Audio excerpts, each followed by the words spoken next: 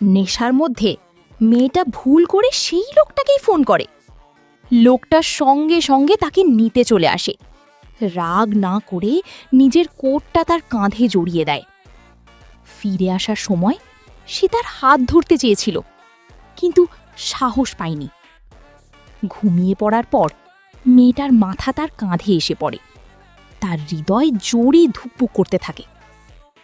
বিয়ের পর লোকটা সবকিছু ছেড়ে শুধু তাকে খুশি রাখতে শুরু করে।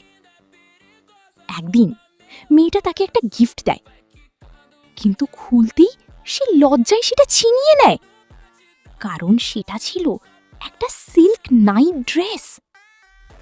সেই রাতে ঘুমের মধ্যে মেয়েটা তাকে জড়িয়ে ধরে, আর তাকে জাগাতে গিয়ে লোকটা ভুল করে তাকে চুমু খেয়ে ফেলে।